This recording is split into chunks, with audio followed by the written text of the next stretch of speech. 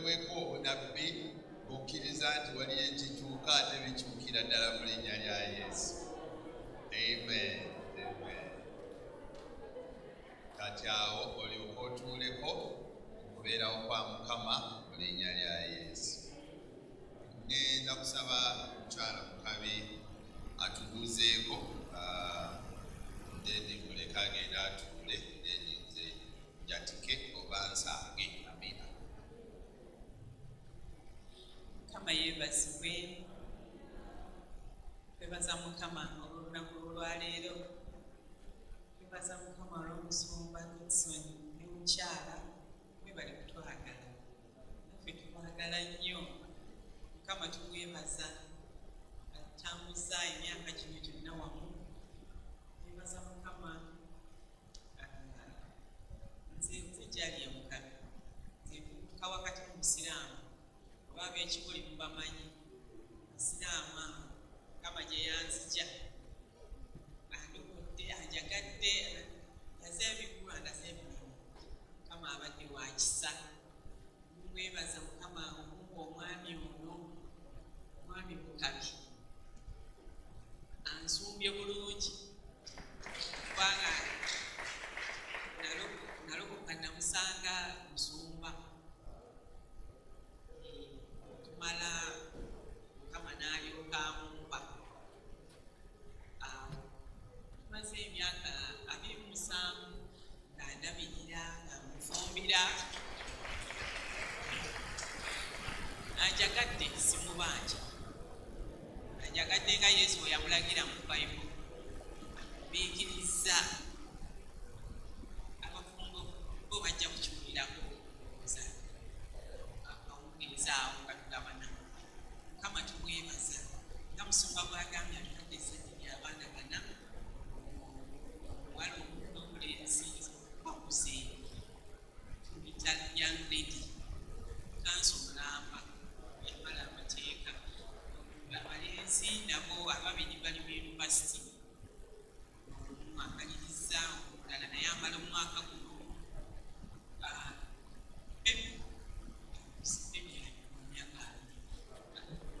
Naye alinda kujoyininga yunivasite mu August this year. Twebaza Mukama alikoze bulungi.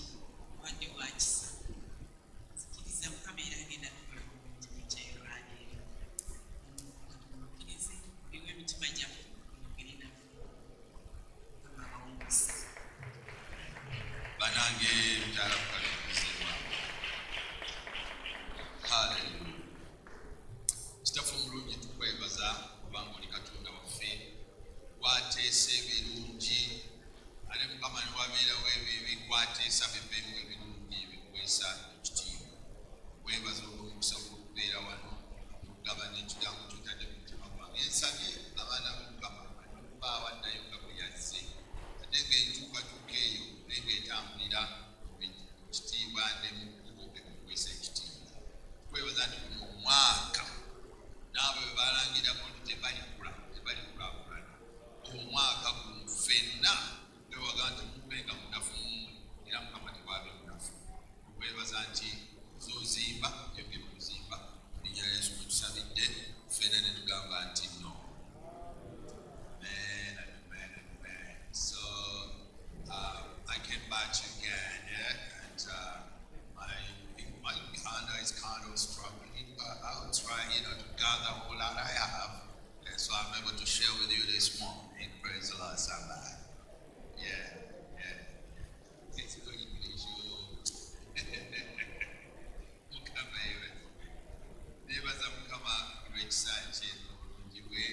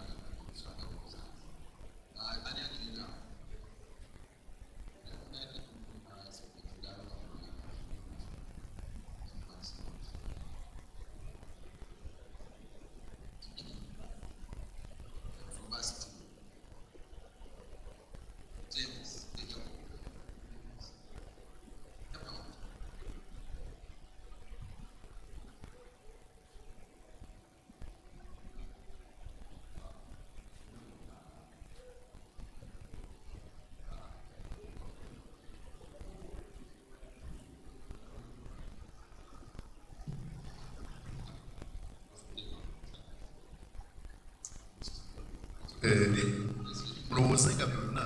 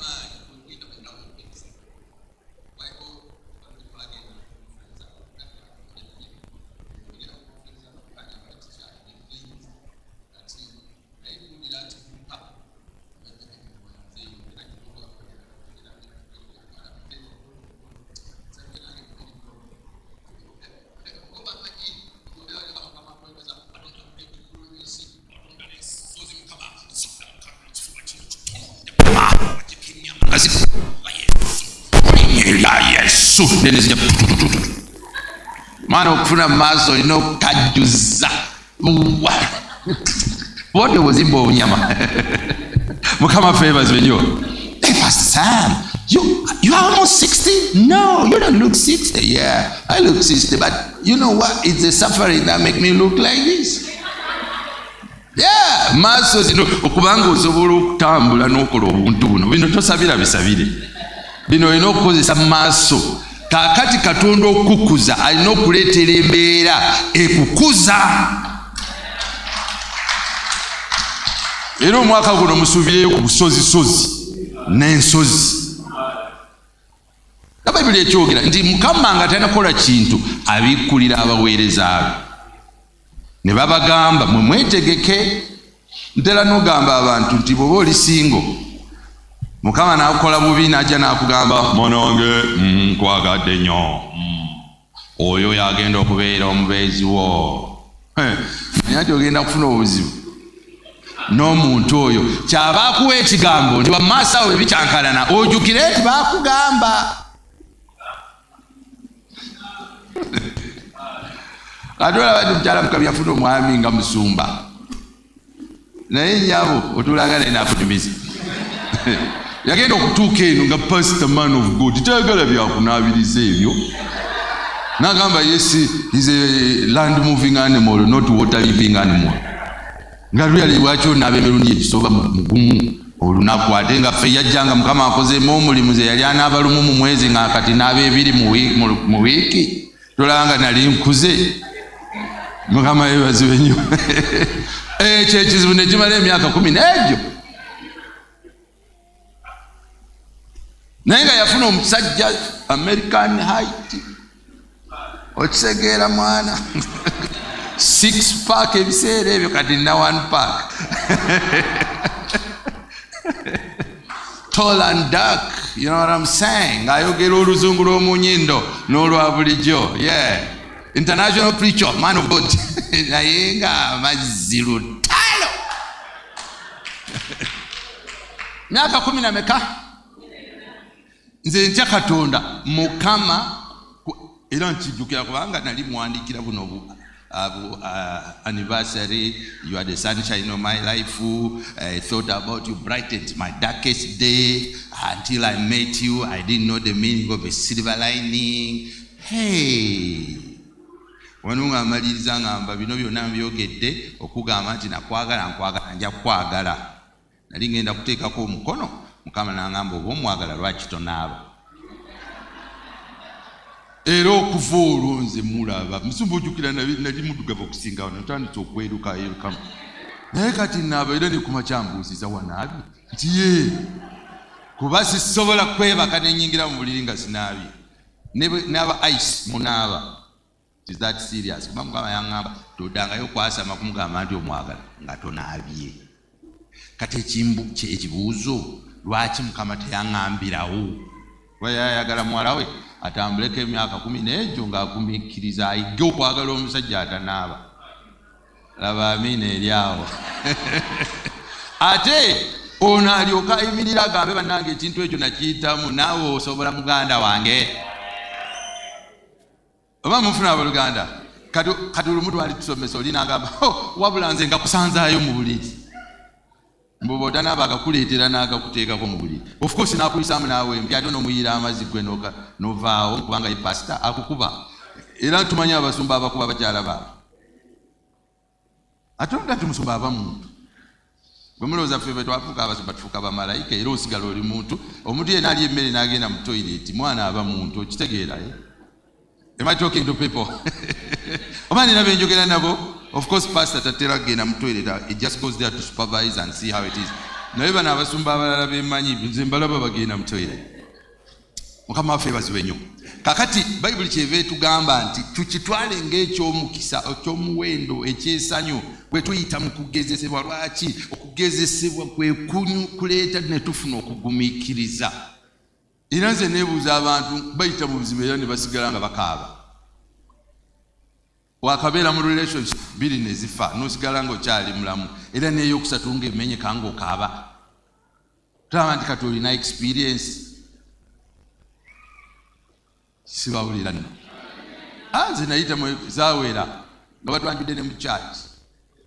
Tukyadde of course by the time twakyala ne bwe kwanjula ate nga Pastor Gare ye yatwanjula. There's a great wedding coming. Yeah. Nga tupangisiza ne Lugogo Indoor Stadium. Kuba ebiseera ebyo it was the biggest hall to contain a wedding like ours at that time. You know what I'm saying? Nekiyiika mwana. Ate nga Mukama yayogera n'akakasa n'anyweza. Nekiyiika. Neŋŋamba owaayi mwana start up for kitegeera tugenda mu maaso. Nenfuna omulala naye ne biyiika, nenfuna omulala ne biyiika. Wayo gwe nali nfunye nga sinamugamba naga njagala kwogera naawe. Najja n'angamba ssebo ndabye ennaku zino n'engeri gy'oyogera nange njagala tutereeze ekintu kino.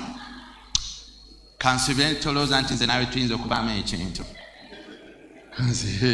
Why not? N'angamba bw'obanga bw'olowooza ansa yange eri nedda. No, N-O. N'akyuka n'atambula. Oh, by the way, n'akomawo nkimanyi oli one of these brothers abagala okusaba ennyo But let me tell you something. I read my Bible. My Bible tells me God will give me the desire of my heart. Last time I checked, you ain't it. Bwe museka naye nga bakusazeeyo nga tonayogera kigambo. Naye kati myaka 2 meka? You know one. Naye natukekera omutima ne gukaluba okitegeera nemanya nti Katonda lulibo olwo okitegeera the fact that in the nightmare yono tekitegeeza nti sibeere fantasy yono naye byo tebabisaba mu ssomero osooka kukiyitamu in the school of life nomanya nti bakulekawo n'osigala ng'okyali mulamu ne bakuleka ne mazima nayimiranga mudayona nga but surely I'm not that ugly. Kati bana buzo munanga ne mwana ne mwandika kindabika bubi nnyo. No, it's not about looks. There's just something about you that didn't connect. Wow. Nemanya there will be one who will connect. Kubanga yasooka bwe yagenda nafuna owokubiri yagenda nenfuna omulala si byakusaaga naye everything mutambulidde mutuukirivu mukoze byonna ebyetaagisa oli n'agamba something shifted. I no longer feel you.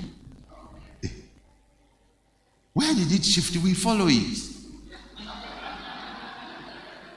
Niwe mumfuna era nze tukira bwe natwala ono ewa sista wange yankuza bana mukubira ne mugamba ndeeta omuntu again koza nti bali baagana kakati bwe tujja kanimaji madamu ono mugjeeko emyaka 27 amala bugalubindi banange ate ebiseera nga bakaleeta buno briefcase bw'abakyala yayambala akagatto buno obulikiri yange ekigero kiraba munda naye nga kiri mu ngatto nayingirawo kasisita waffe yajja tusanyisa okubaalawo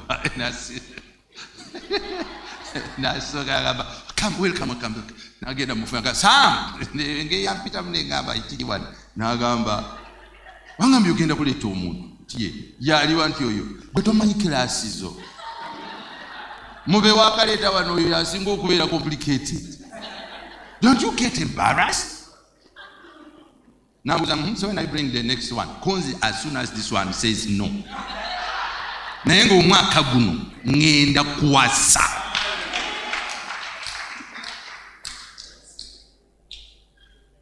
abaana abenjogera nabo naye nga kakati wali abantu abamu nga bw'ayita mu bizibu bimumenya ffe abamu bwe tuyita mu bizibu bituzimba Mukama waffe yeebazibwe nnyo tuzannya benjogera nabo bakakati kan imagine singa netta mukwange yasooka yagaana n'okubiri n'agaana n'okusatu n'agaana singa na mwana for nothing.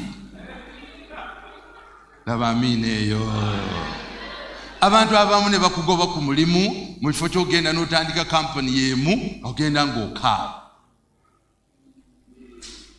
Mukama yakuleeta wano oyige bye bakola ebintu kati ate gwe bagambe kati oyize ekimala genda otandika ebibyo ate ng'ogenda okaaba.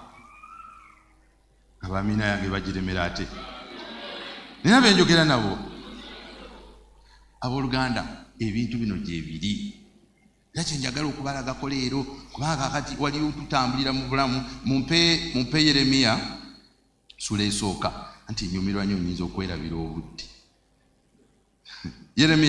Jeremiah chapter 1. Are you there? Owa computer aliwa bana bakolere mabego beno mu maaso.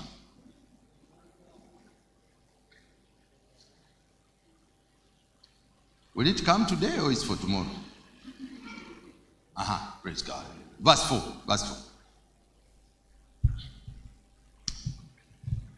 4 gamecha 1 2 3 tugende awo ekigambo kya Mukama ne kinjijira nga kigamba ki nti we nalinga sina kupumba mu lubuto nakumanya era nga tonava mu lubuto nakutukuza kutaddewo okuba nabbi eri amawanga. Wow.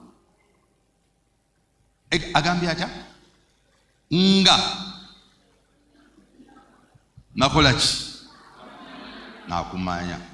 Kati ekyo abooluganda oba bakuyita nkima oba bakuyita kasiki nakisekimpi nakimpi, scripture eyo mugirekako. I will just be giving me forth and forward, whatever they call you. Kati nganza abantu abasinga bogenda benasomayo nabo mu lwa primary, most people didn't know my name. Bampitanga Sisi because I look like a girl.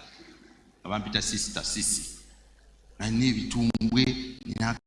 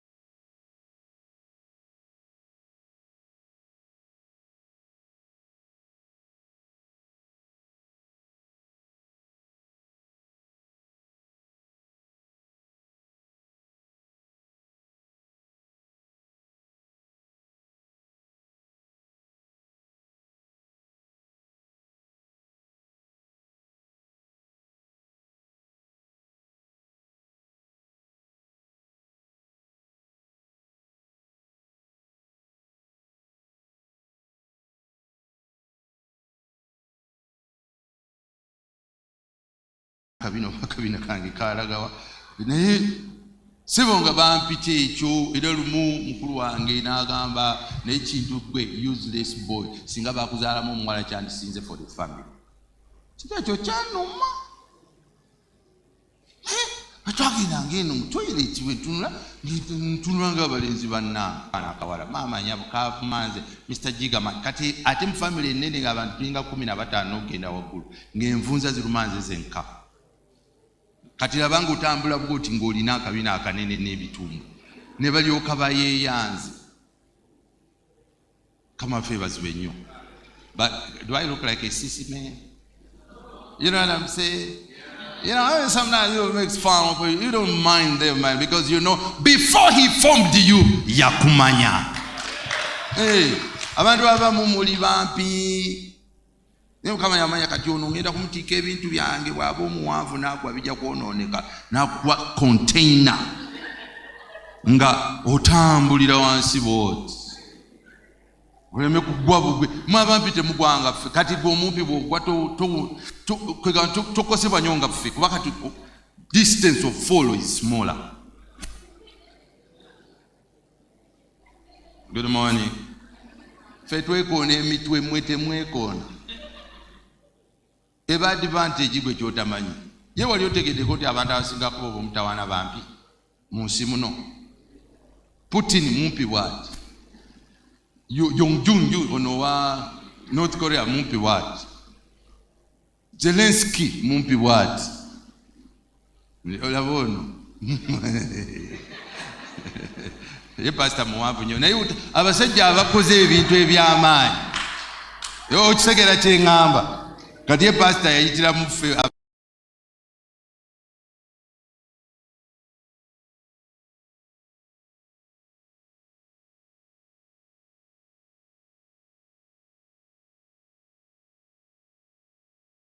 abawanvu naye naffe tubaako bye tukola ate nga by'amaanyi. I think I'm saying something to somebody. Abooluganda mbeegayiridde okuva leero njagala otegeere nti gwe Katonda yakutonda ate ng'akutonda alina by'ayagala okole ku nsi.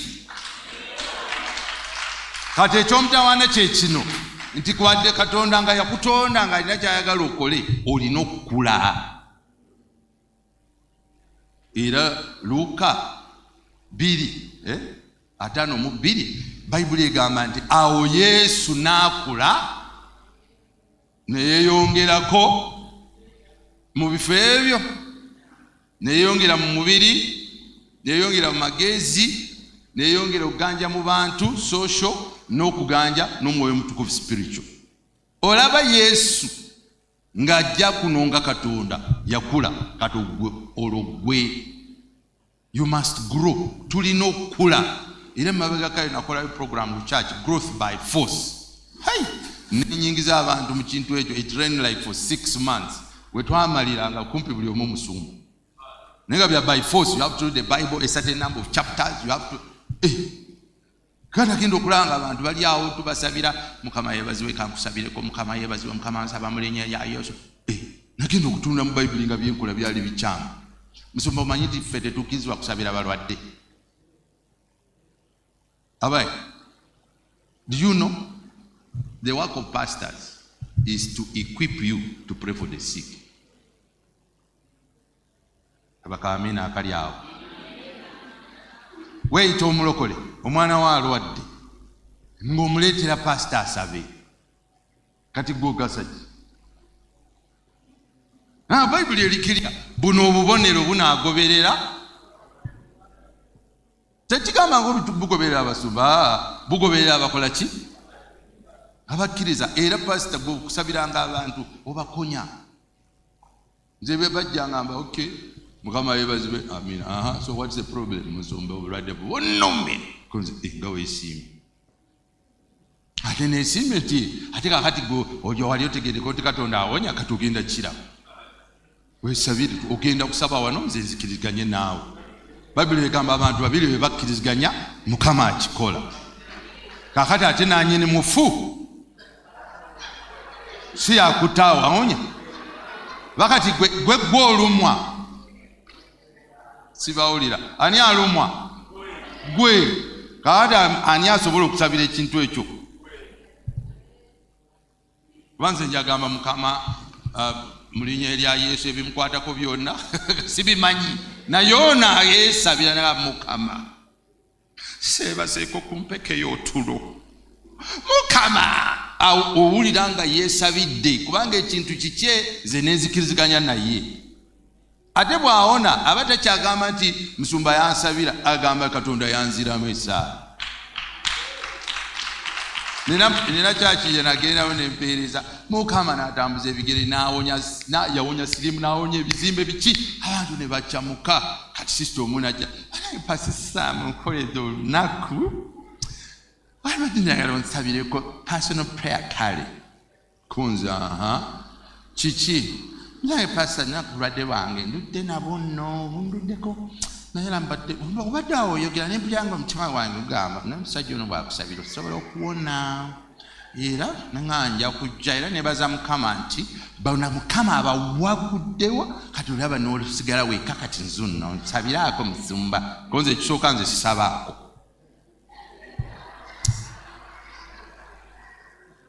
Ekyokubiri fukamira koze Mukama nkwebaza kubanga oddamu esaala zange. Nkwebaza lwa sisita wange ono labanga alina obulwadde bwe bambi aludde nabo. Mukama nsaba umutempola. Nedda naawe saagala kufa bannange bino biki Mukama? Wama Mukama nedda n'atandika okusaba. N'asaba Mukama era mpulidde Mukama wagamba akolimiddwa Yesu g'omubi omukono gw'omuntu. Nairaba Mukama akomeze muwalawo wano Yesu Mukama ng'oyo obulwadde buno Mukama ndokola Mukama mubo. N'atandika okusaba makeup neeyiika n'akaaba amaziga ebinyire ne biyiika. Naye nga buno busisita obwogera oluzungu lw'omunjo hi praise the Lord ekisibo kya Mukama. Naye nga n'akaaba ebinyira ne bivaayo n'atandika Mukama nga agenda kweyambulira awo. Ne mujoyininga konze weewaawo Mukama kikole. Owulidde okusaba kwa muwalawo gwe yawulira nga nzikiriziganya najja nankwata omukono. Mukama gwe wagamba wetuukiriziganya labanga Musumba wange akkiriza nange. Era bwe twamala okusaba konze thank you Jesus. Mukama akikoze. After 21 days ddayo bakukebere yalina sirimu teyalinda. Wiiki emu mpuliraako halo pastor aliwa konze ani ono kanzijaawo akikoze nenzija kesi nina bandi awo wa boda boda goja kutusula aguse ku boda ze Musumba kikoze Mukama kikoze nyabo konze chichi olombyera bidde bana mugamba 21 days banage Musumba nakujemera nengenda bakebedde Mukama obupapula bobuno Mukama mponyeza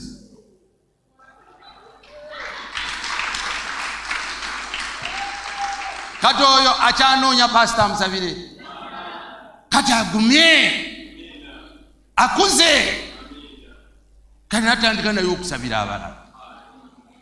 Oh, I know you love your pastor because he's a caring man. Nazze kuba delivering from you. Yes, so we still need this man. Kwa kakati ekiruma kye kino mmwe mulifunako ddyo obujulizi obwammwe.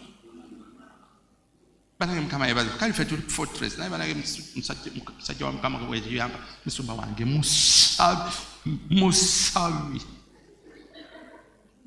kakati gwe bali kwogerako ddi okujjako ssebo nfunyeemu buno ne bukunyweza kimu ku bizibu byetubadde nabyo mu Uganda. Abantu bagamba manyi President Museveni atuleetera emirembe kati omuntu asaba kati omulangira w'emirembe n'alagawa tolaba nga tulina obuzibu kati olwo bwafa baire emyaka gyasigaza si gye mingi ennyo kati tulikola tutya ate gwatuleetera nti mumulaba. Nze nzikiriza ffe tuleetedde Uganda obuzibu ne tulowooza nti omuntu asobola okutuyamba amaaso ne tugajja ku Mukama. Sibawulira bw'okimanyi nti ne wabawo amasasi agavuga ebweru teri akugamba saba. Sibawulira nga walwadde wali akuzuukusa munange zuukukwa tusabeko nedda sibuga Mukama. Ne bw'oba tolina bigambo obaako eddoboozi erikuvaamu manyi nina benjogera nabo. Nebaza Katonda guno omwaka gwazze kutusenfula okutujja we tubadde tutwale we tulina okubeera. Mukama waffe yebaziwe nnyo. Akati nkozesa oluzungu I like using what do you call it acronyms. Nkozesa acronym y'ekigambo grow kyenjagala okukozesaawo. Kati the first letter G eya grow it is guidance. Mukama akulungamya engeri gy'olina okukulamu naye takukuza. This is what God does. Ajja n'agamba waliwo ogenda kati naakuleka gwe n'oyiiya okugendayo. Bayibuli kyeva egamba nti awatali kwolesebwa abantu bakola ki? Babula. Kati omwaka guno Mukama yatuwadde okuwolesebwa nti tulina okukula. Mukama wagamba tugenda kukula tagamba pastor agamba gwe. Sibawulira abambalooza yagamba ekyaki nedda yagamba eggwe ow'omukyaki wewe twali abo abantu ne batandika okwekolamu omulimu omufu negative energy. You know, church, people don't love others because nga wakajja bakulaga laavu naye bwolwawo ne bakwerabira. Okay, kakati oba Bayibuli egamba ayagala okubeera n'emikwano akwanenga. It should be friendly. Kati gwe buli lw'oyasama n'ogamba mukyaki eno temuli kwagala gwe atayagala asooka kubanga kyosiga kyokola ki? Kyokungula. Sibawulira katwalaba afumba tugenda dipa mukyala Mukabi ono tumaze emyaka 27. Okimanyi nti kino ate kitawaanya abantu emitwe. I have never quarreled with her. Nemulowooza enjogera gye njogedde manyi okuyomba. Mulowooza potential mweri. Nze nga natandise okuyomba wano. Nyinza okuvuma. Nze nga sinalokoka nali nvuma. Nga bwe nkuvuma okinywerako amazzi. Yakawala kanvuma negamba simanyi kampita simanyi chakugure simanyi carbon 14 nega kalabe kona kalina obugulu nga bwa kaloli omugumba nonsense. Akati gwe noonya kaloli omugumba omulaba ebigere bye otunule ku bibyo otoddangayo yaddayo n'amanyira zinali nvuma. Kawala akalala nekagamba kona kalabe olina ebisiraani n'oluzimu lwo lujja kugaba kyayo omukalo emagomba atali musukali. kati gwe nolowooza nti naye siyomangako na madamu oyo ate nkwogererako na kano mu luzungu bakiyita argument enkaayana sikaayana na mukazi ekyoka tosobola kuwangula bw'omuwangula akaaba abaana tati what have you done to mommy tebasobola kumanya nti yakusookereza kati eyo nze sigendayo neetonda sorry nebyesimanyi mbyetondera notambuza obulamu laba amiina eri awo tosanina benjogera nabo team no stress kati oyo ne bwe yefuula atya talina waalaga siina wengenda yes era yabagambye wano tamanja agambye atya samanja kakati ogerawa hey baby ne mwanange guniga olabika bulungi kankuleteyo ku mazzi ng'ogenda ng'oleeta saagala amazzi go nekyo takikolanga kwagamba gateekaawo naye saagala omanyi saagala kunywa amazzi naye ngateeka nga kunywere nga ng'enywera nga munywera of course naye wazembanga nywedde ye ng'abeera ogenda okulaba nekyoka gwe kati mboyagala kunsesa kanze ate mwata ate buseka onyuma okutunuulira ne tukitambuza ekintu laba amiina eri awo kati ebyo ebintu tubiyiga bwe tutambula naye nga mukama ono atuwadde guidance ne tuyiga ayagala tutambule bwe tuti era abafumba tujja kugendako ewala okubitunuulira yagamba nti abasajja mwagale bakazi bamwe nga kristo bw'ayagala ekkanisa singa yakomawo kandi nkoledde naye yakoonoona n'agamba n'awaayo obulamu bwe sebo mbugwe weeterwa mukazi gwe wazanga mu kkubo n'owaza ate nga walekayo abalala so God gives us guidance kakati wano tulabye nti musajja wattu bambi ne bamuwa guidance nti bwe nali nga sina kubumba mu lubuto nakola ki kati mukama ajja akugamba kati namwe mwena muli wano katonda nga tonatondebwa alina ekintu kye yakudesigninga kati akuleeta mu kyaki eno akukuze ofuuke kyeyagala kakati mukama okubakuza aleeta programu buli lwotambulira mu programu zino mukama akozesa programu za kyaki zino okukolamu omulimu nze can you imagine I did mechanical engineering and I was doing business mukama n'atuma pastor waffe pastor Chris Komagumu n'agamba mukama angambye ogenda kujoininga obuweereza nga nange bwe najoininga konze wajoininga otya nagamba nali Makerere second year top of the class where nina 4.9 GPA mwababisoma mu bimanyi mukama n'agamba genda oyoze toyi ku church KPC kati nze mu mutima ne ngamba kati gwolaba nze ndi Makerere I've never been top of my class. Ekyo kigambo kyo. Ne mukama n'anemerako nendeka omulimu nali nkola mu Uganda Transport Company. Nenfuuka watchman ku church KPC. N'ebipapula byange n'obuwanvu buno bwonna bwenina. Can you imagine watchman? Keera n'osomesa omwana wo n'akoma n'agamba mami ngenda kufuuka watchman. Ku church at least ku bank naye ku church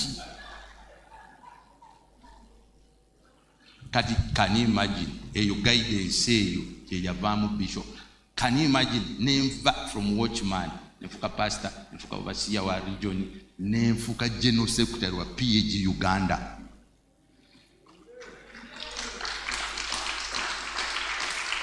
that's a God we serve.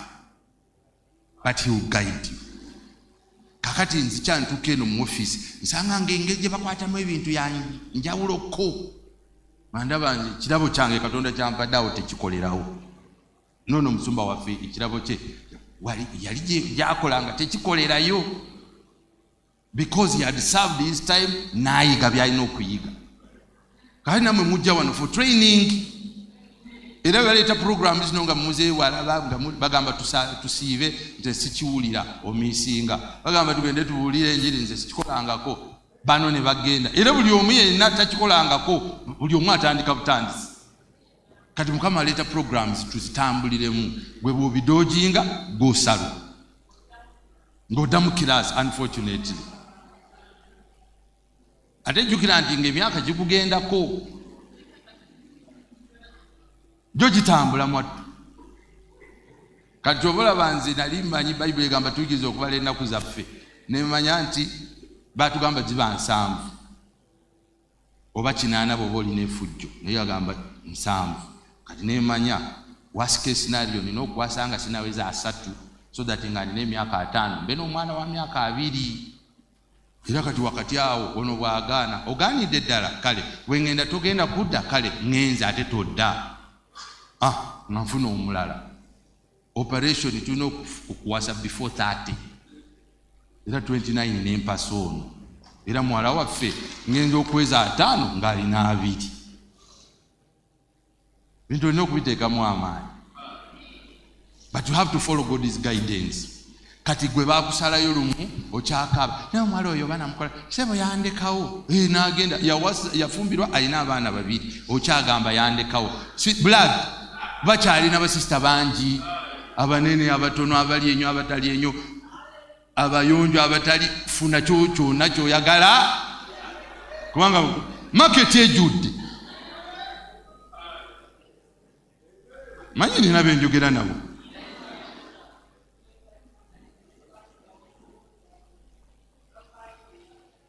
kati nga gwe mazima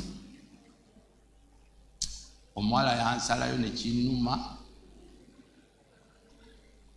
nenvaayo nempitira ku kyaki koze sobola kugenda wakabwenti. I was shattered. Ono yansalayo nga sinamugamba naviiramu ku kkubo nengenda mu kyaki nasanga abavubuka basaba mu linnya erya Yesu obuwala bwa kyaki eno tebafunanga basajja balungi Mukama olaba be bakoze abaweereza abo Mukama abasajja abalungi babayitirenga wala genda okuyingira wali ne bagaana ddala kwaya koze shut up muli basezi musaba biki ebyo olina agamba bwe mubuulira ebibyo Mukama ate ono bwagamba koze ate olwe mbabuulira ebyange nali sinakimala tutandikire ku oyo Mukama naddala oyo tomulabyanga nebagamba shut up, what's wrong with you? Bible egamba tuteekerateekera emmeeza mu maaso g'abalabe baffe. Njagala tusabira abawala abo esaala Mukama abawa abasajja be baagala nga bamaze okugenda atuleetere emboko z'abawala ne tukyusa esaala era bwe twamala okusaba konze kakati ne tusaba Mukama genda mu mizikiti lokola leeta Mukama genda lokola leeta yo mukerezia ne tusaba era bwe twamala konze banange kati operation kunoonya be tusabidde mu myezi egyo ono n'alokoka n'omulala muwala wa omukulu wa Abakristo ekitobo ku diocese n'alokoka ono muwala wa Haji Mayanja n'alokoka ne bulokoka obuwala bungi awo ne bujuza church kati okujjako ng'olina ekizibu w'oddamu bali abagamba muffe tetufuna ne tubwewasiza ate nze bankola bulungi bekaloka ne bakagoba mu family konze kati wano bw'owasa kano teri kusasula bintu nempasa akawala mwana wattu ate bwe kagamba kagenda kumfumbira n'ekika kyonna nekitwandika tetwagala kumanya kagende wafa tokyali wa mbogo konze kali katono wa kika kya Isirayiri nemwewasiza mwana ate katono mulungi tasobola kunoba kudda waabwe kuba takyalina waabwe kati eno nendyoka nfiira ku ono nenjagala ono okitegeera kyengamba naye Mukama waffe ebaziwe nnyo naye kakati bw'otegeera guidance ya Mukama nkulu. Abantu abasinga bw'ofuna ebizibu nga weesala ku bantu ofudde, bw'ofuna ebizibu beera mu bantu kuba solution zo ziri eno mu bantu. Mukama takolera mu bbanga, akolera mu bantu. Nemanyi mufunamu wadde nga muganya okukyamuka n'ogamba amin. Am I talking to people at all? So guidance is very, very important. Ono yamugamba nti gwe oli awo okyali awo naye gwe nga tonatondebwa mu lubuto lwa maama wo nakola ki? Nakumanya. Yamumanya atya ye? N'agamba nakumanya neekuteekawo kuba ki? Nabbi. Ebyamawanga kati ye yeeraba mwena muli wano mwerabira mu levo gye muliko naye gye yakutonderamu ndala. Kama ffe bazibe nnyo. Obudde bw'eno nga buddiko okusinga bwe Masaka bannange. Okay, so we have a journey. We are on a journey. Tuli ku lugendo ekyokubiri. God has expectations. Kakati wulira genda mu maaso Paul nyiro oluddakawo nyangwirize mbawe the next letter R. R is realign.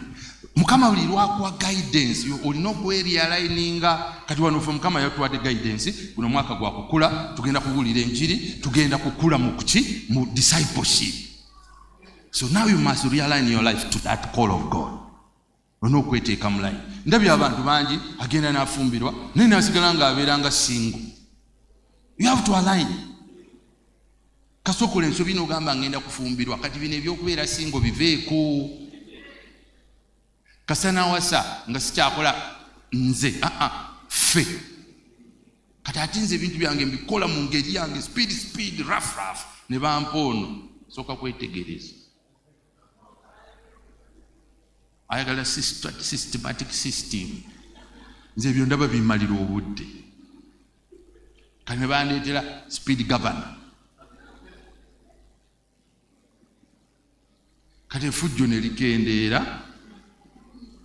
Kati nga sijja kuzijja nze nzikiza Mukama agenda okukola nga akubuuza, wow, that's nice. Tugenda kukitambuza tuki. Sitandise kukulaawo. Sibawulira sitandise kukulaawo. I had to realign myself to her. So that ekintu kuba kati ono bamuleeta nga muyambi wange. My helper. You cannot leave your helper behind. If your helper is slow, you have to wait for them. Kubanga ono yalina ebisumuluzo ebinaakuyingiza wali gy'olaga. Kakati gwe ogamba omulese ogenze kuba kati gondwisa ogenze ogenda kutuuka ero ojja kumulinda. Ate kuba wamulese naye ajja kulwawo okuggulawo. Akulage nti obadde omwetaaga oddangayo okundeka. Nonsense. Nina byenjogera nabo. Come on, nina byenjogera nabo. Ogenda kukula lwa mpaka. Tulina abantu abamu banange watomera amagenda n'amatta. N'ogutunuulira gwonna. Naye oguntu ogwo Mukama yagukuwa. Olina okuwalayininga ku gwo. N'omanya kino kye nafuna. Nze katono nfuna obuzibu kuba ono obulungi bwankuba. Tugenda okutuuka ewaka wenzula nti tayogera. Oyo madamu. Nga tayogera. Kera nagamba wasuze otya ssebo. Bulungi. Nagenda preparing. Breakfast is ready. Oba nkuleetera awo. Bw'osirika agenda. Akoma ono gy'oba nkuleetere. Next time agikuleetera n'agikulekerawo n'addayo. Nogyeriira nogyema. Bw'oba tolina mpisa ebintu n'obireka n'akomawo n'abinona. Naye nze nina empisa nga mbitwalayo. Webale kuleeta bintu. Naye lwaki tojja ne tuliira eno? Nze nali neemanyiira ndiira wonna wenjagala, ntwala obudde bwange bwonna bwenjagala. Ne bampoono agamba ti olina okulya emmere ng'ekyayokya. Nze saagala kulya byokya. Olaba obuzibu bwe bujja. Naye neemanya kati ono align. If you have to have peace in this house, align to kye wafuna. So si kyotayina. Nze nali njagala abantu abacamufu bwe nkomawo banambye dadi ndajanga adduka yola nemuba. That's what I want. Oyo.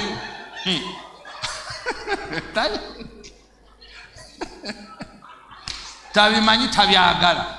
Ojja kunsula nze naawe gwe nga nsuula gwe. Ffe twasitula ebizito kati gwe yuga nsuula gwe. Naye ng'olaba olina amaanyi gwe wandiwuubyeko mukyala wo ye tayagala bamuwuube. Genda oba obwana nakuzaalya. Olaba ekintu ekyo. Ng'olabye ddala yajja kumala mu maanyi. Align to what you got.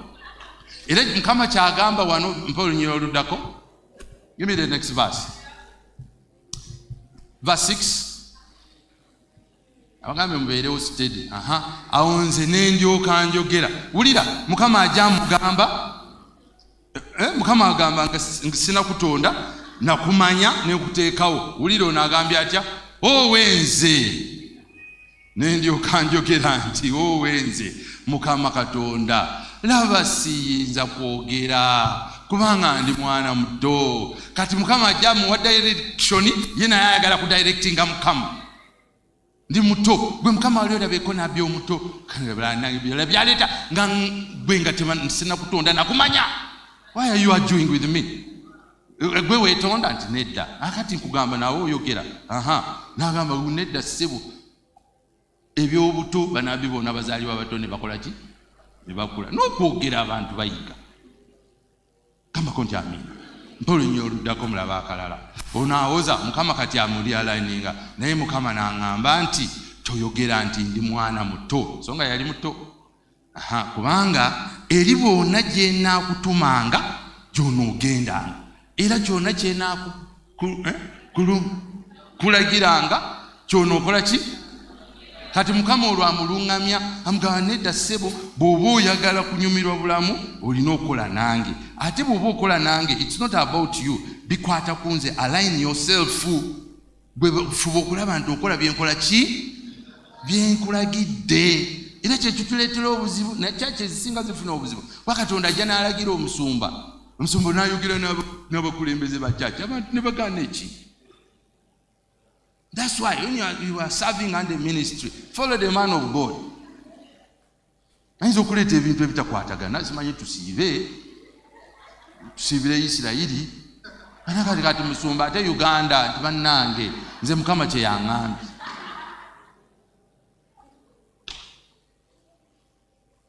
Nina byenjogera nabo.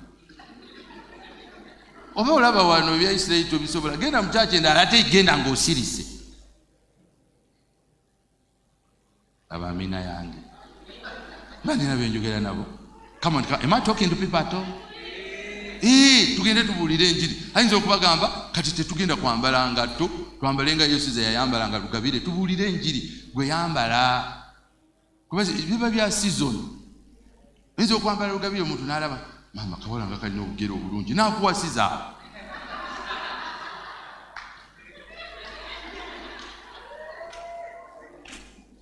Neno nina byenjogera naye mwe mulinga abatabifuna. Gamba nti amina ey'empaka. Mukama waffe yeebazibwe nnyo. So Mukama n'agamba gwe mwana ebintu bino tebikwata ku mpolo nnyo oluddako. Ky'onooyogeranga, you will do what I tell you, align yourself to what I was saying. And then n'agamba tobatyanga kubanga nze ndi wamu naawe okuwonya bw'ayogera Mukama. Ekyo kyansanyusizza nnyo nga kye kintwala ku point eyokusatu. Apart from aligning, you have to look for opportunities okulaba Katonda ng'akukuza. Ye Mukama n'agamba ngenda okutuma eri abantu abazibu. Era bw'onootuuka eyo mu bantu abo gwe tobatya, kanya kukola kye nkugambye. Because when you do what I've told you, ngenda kukulaga nti ndi naawe. Kati fe abatya abazibu, abatya ebizibu, tetuliraba maanyi ga Katonda. Am I talking to people? Don't fear. Bagamba munange, so we need to talk with you. Omwana ono alina ekizibu. Wano ewaffe tetukisobola. Tugenda kwongerayo mulago. Guess what? Baba bakugambye. Ekira kituuse ebitasoboka eri abantu bisoboke mu bulamu bwo. Era doctor bw'aba akugambye, his report is not final. In fact, nze njagala nnyo doctor akubuulire abikalubye byonna. Bwakoma okukalubya ebintu, obujulizi bwe bukoma okunyuma. Bamunfuna. Ne bagamba, waliyo yagenda, yalina siriimu. Ne bamugamba alina Noah West Africa. You know there are different strands of HIV.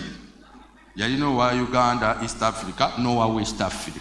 Nagamba Musumba baba kuntekinga obutafaali, bw'ate bwakendedde nnyo, ate kati mbunina Noah West Africa. Naye bannange nga nze sifunanga ku muntu wa West Africa. Konzo olabika wafuna wa Uganda, naye nga yali afunyeewo n'akuwa. Nyamuganda ati gwe bw'onoobona ate testimony ejja kuba nnungi. Ojja kuyimira ogamba abantu Mukama yeebazibwe. Mukama yamponya gundi siriimu wa East ne West Africa. Tolaba nga obujulizi buba bunywera nnywawo. Gambako nti amina. Ate mwatu Mukama n'amuwonya. Bwe yawona n'afuna kansa, Mukama n'amuwonya. Gusaaga n'okusaaga. Kati yave no ng'ayize baawo naawe gwe kansa weeyita gy'olaba siriimu owa West ne East yawona. Kati omanyiraani ye n'atambuza ekintu. Era Mukama n'amuwonya nga tamize na mpeke. This God means business. Naye nga most of us we miss the opportunities. opportunities ez'okukula zijjira mu program Katonda z'awadde abo abakulembera naye ezisinga zeekwese mu bizibu bye mufuna. When problems come, it's not time to give up, it's time for you to see God. Omwana agudde banange, omwana wange agudde, oyinza okuba yagala kumutwala buddo naye nga Mukama ayagala agende mu ssomero ezibuzibu akule. Abamu amanyi n'amala agenda ebuddo ekyoka sente zigenda kuba nzibu, Mukama asobola okuzibawa naye nga zitalaba lwaki ayemenya okubawa sente ng'ate asobola okubateeka wano n'omwana ono abeere wano mudde osigale ng'omukolamu omulimu. Laba amina eri awo. Mutabani wange yakinkola ndowooza yasinga, if you go by marks yasinga okubeera omwana omugezi in my home. Najja lumu nga tuvudde mu lockdown nagamba dadi njagala kwogerako naawe konza naye bye ngenda okwogera naawe mwana wange n'amala abingamba simanyi kyemukola ne si kyenkola naye gwe mmanyi ojja kubisobola konze leeta.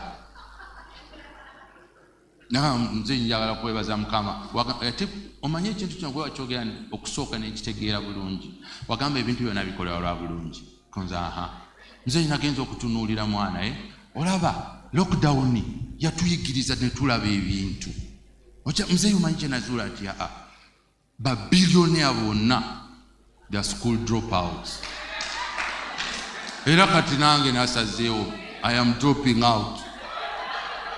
King College Buddo, I've just paid. And the guy dropped out. Go young, don't waste your money, boss, because I'm not ready. Nachita, prodigal son. Mpa sente za tamweji. Todai kumpa chini.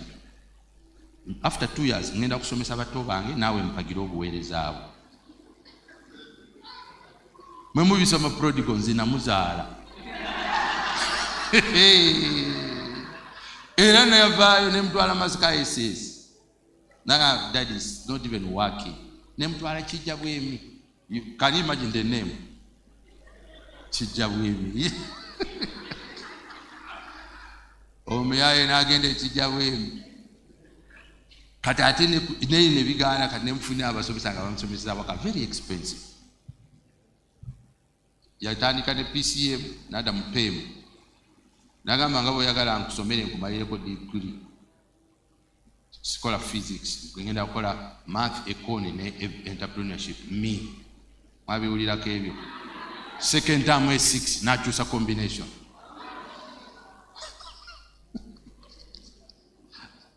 Mubuuza mu August why are you balancing? No, nsoma bibiri byo kasigenda kukola econ. Because are you mad? There are two principles and the past that is bibagala. Konze neda two principles and the past nga watula bisatu. Name notice zirina. Ate za is 5. Ebintu byonna birika ku ssomero dadi. Kati nga nina okumufunira notes around 17th August. But I think they were doing a briefing in October, November ebigezo. Okusoma is 5 ne S6 economics. Omyaye yayita. Yaita is a third year big home. Moves right now. I now 4.65 GPA. Gwe. Bameka abakiriza nti nakula nnyo mu ekyo kati. Naye ekkuba eryo eyo. Nolanga omwana omugezi ali wasted. Ono atugambye tulina kanso. Kanso ng'ali mu second year and I want to talk to you guys. See if I the reason. So, long story short, I'm not going back to do law. Because what do you want to do? I want to serve God. What do you mean you want to serve God? Finish school. So, Nadayo, third year, she was depressed. Netumujayo, dead year. Woke up one day, she went back to school. Namara. But Daddy, you should never mention further studies after this. Because no, me, I just want the first degree. Ngaji maliza na ya njagala kudayo nkole LDC kigwero. Nadayo najikola.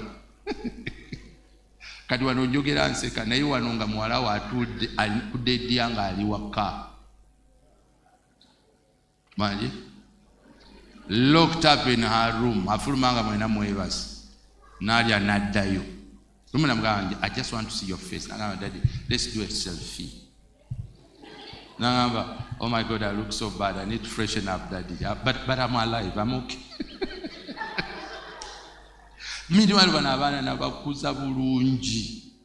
In my house, no nonsense. But even after I've done everything, opportunity. I now know what it means to love people unconditionally. Even though to Kanigande, Nadarulu, Nanjaka Kuzayo, it's to Mudwa, Yojabaruzalia, room 9.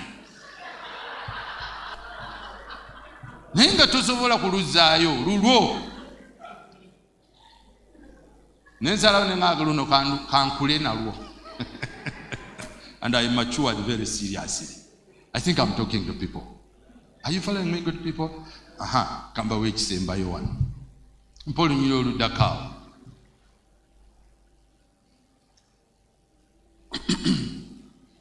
The last letter W is work. Mukama wa kulungamyanga. Say, Echokubele chibadde ki? No realigninga. Kakati n'atandika okuwa emikisa egy'okukola ebintu bye yakugaidinga. Naye kati ekisemberayo ddala emikisa gino giyinza okubeeraawo naye ekisembayo olina okutandika okukola ebintu byajjo. The other letter I would have used there is wrestle. Olina okuwresolinga okulaba nti ebintu Mukama bye yakugamba bituukirira mu bulamu bwo. Kyobola bwe yagamba abaana ba Isirayiri nti gwe Musa leeta abaana ba Isirayiri bonna bagende balabe ensi gyengenda okubawa. Bagenda okutuuka mu nsi nga mulimu banaggwano. Mukitegeera? Mukama ayinza okuwa ekigambo omwaka guno ogenda kukula ne bakugoba ku mulimu. Kubanga bw'obeera ku mulimu tosobola kukulirayo. Balina okugoba ndeni ofune obudde obunoonya ogusinga ku guno gw'obadde nabo. Niraba amina za wano. Kati nze ndaba bw'oleeta abawala bonna be nali njagala okukwasa n'obateekaawo n'ogamba tukuwe bano bonna oba osigaze ono nsigaze ono. Kubanga eri yonna nayigayo ebintu. Kati nina n'omuzungu we nali ngenda okuwasa from Canada. Kati bwe mbagamba nti nafuna ebizibu. Kati omuzungu ka byonna byaggwa, bampa omulimu, bampa emnyumba, bampa n'emmotoka nga ngenda kutandika bulamu sponsorship until I finished my engineering. Ona we njagala ogikomye. Omwana n'agamba Mukama yangamba gende Masaka ye n'agamba tayagala kubeera mukyala Musumba, tayagala kukuza abaana be mu Africa. Kati neete nengende e Masaka kugondera Mukama. Omukyali nange. Gwe, that thing is not easy. Naye oyo omuzungu yanjigiriza katasi. I'm a typical crude mugisu as they come. Oli omuwala yanjigiriza musimanyi omukyala bamugulirawo oluggi. What do you mean mugulira talina mikono? Mbate simanyi agenda kutuula n'omusikira entebe. Ibwe mbeera sibeera wani amusikira. Naye yanjigiriza era oyo omusikira obutebe ne mugulirawo ne muggalirawo. Nengamba thank you. Oli ye yabinjigiriza. Omulala naye nanjigirizayo ebibye. N'omulala nanjigirizayo ebibye. Kati ono naggwa mu bintu. Naye nga nze mponyeebonye. Ate ekyamazima nti singa nawasa bali ate tebandinyumirwa ng'ono bwanyumiddwa. Ate jjukira ono bwanyumirwa naye akyuka nange neenyumirwa. Oba okitegeera ky'oteeka mu mwatu ky'okola ki? Ky'ojjamu. Kati mwaba Mukama abawadde emikisa gy'okubonaabonako muyige. Kati muli awo musinda ennaku. Munange Musumba twetaaga olunaku lulamba naye nkutuuza naye nkunyumiza ennaku yange. Kati ennaku yayita. Kati onyumiza byaki? Ffe tugende eno Katonda gy'ali eno.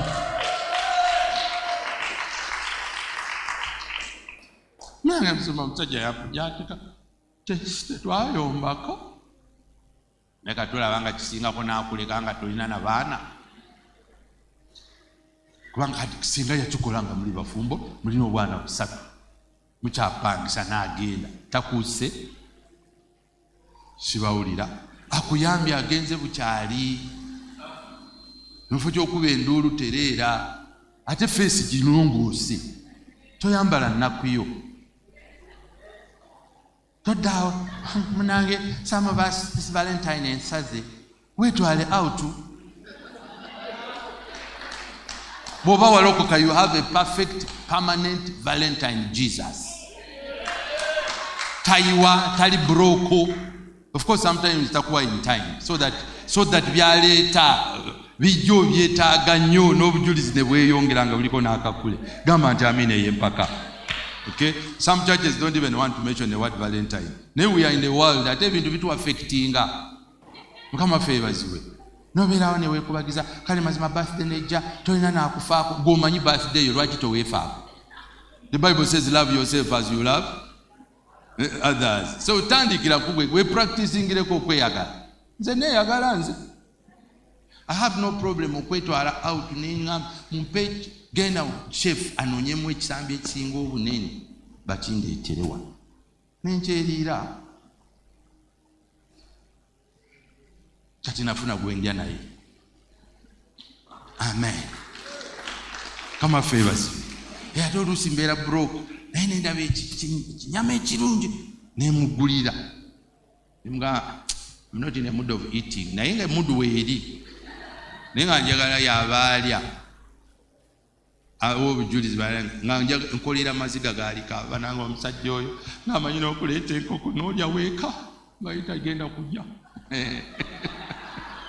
Gambako nti abiina mupa olunyirira oluddako tuve tuyingiridde saavisi y'abaana. Mupa olunyirira oluddako olw'ekkumi. There's a word I'm looking for etuyamba ku kintu kino.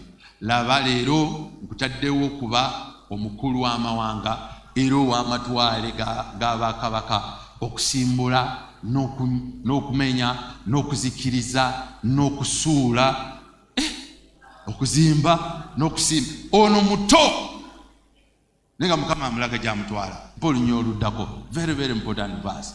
Era nate ekigambo kya Mukama ne kinzijja. Ojjukira twatandike ku guidance ekigambo kino otugaidira ne kinzijjira nga kyogera nti Yeremiya olaba ki? Nenjogera nti ndaba omuggo ogw'omulozi. Kati omuti oba omuggo gw'omulozi gufaanana ng'ekibatu kubanga ogw'omuti gwe bakolamu ladles gulabika ng'omukono. Olw'12 nga maliza ne lugamba lutya nti awo Mukama n'aŋŋamba nti olabye bulungi kubanga ndabirira ekigambo kyange okituukiriza. Kati eyo point nkulu nnyo kubanga ebintu byonna Katonda byakuluŋŋamya agenda kubirabirira akole ki? Abituukirize. Obuzibu buli wano nti life is 10% inspiration but 90% perspiration. Nti obulamu bino okuzibwamu amaanyi biba 10% naye okubifuula nabe njogera nabo.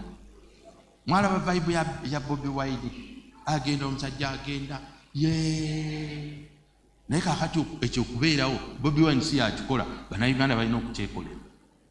Naye otukeesa ne gamba ekimala kimala. Tetugenda kuyomba nammwe mulina embundu zammwe naye ekyo tekigenda kubeerawo. You cannot just come and arrest a villagement fene tumuleka ne mugenda naye. Tugenda kujja fenna tubeerawo ku poliisi nga tetuyomba naye nga tutudde awo. Kakati babakwateko bwe bakwata babateeke munda ate nkya mweyongerewo obudukulu bujjule nga temuyomba temukuba amasasi temukuba amayinja ne bakubako bye bakubye ne bavaayo. Bagenda okutuuka ekyanagana ne mwala ekintu kino nga wayi tuleeta akayaye twogere nako.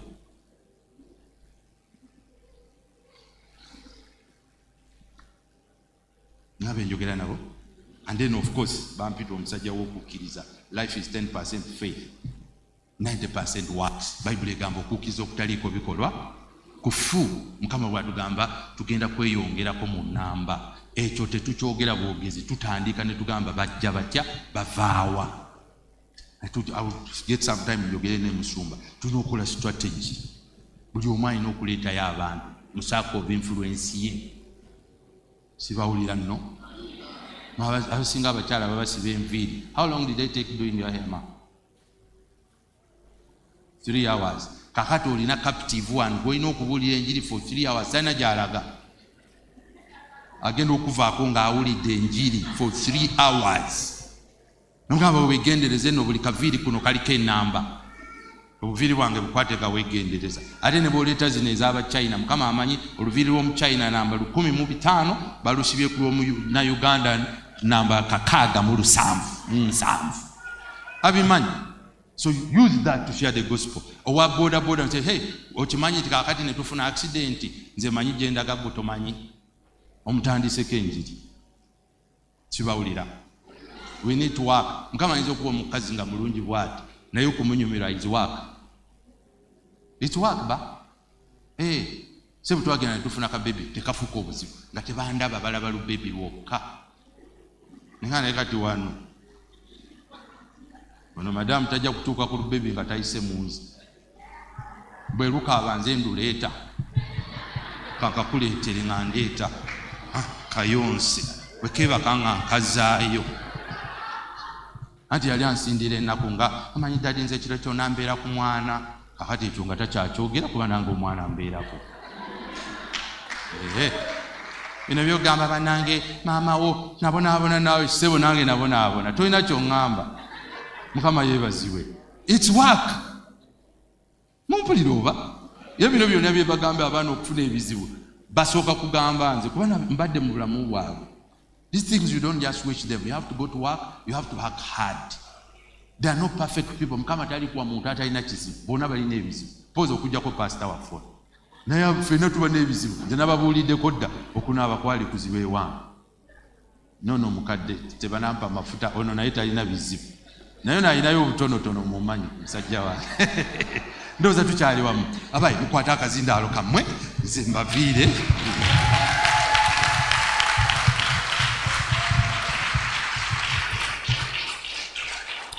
Sima mumwongere engalo. Mumwongere engalo ezitezijja kumumala. Kati eza waggulu tuziwe Yesu. Eza waggulu. Zonna.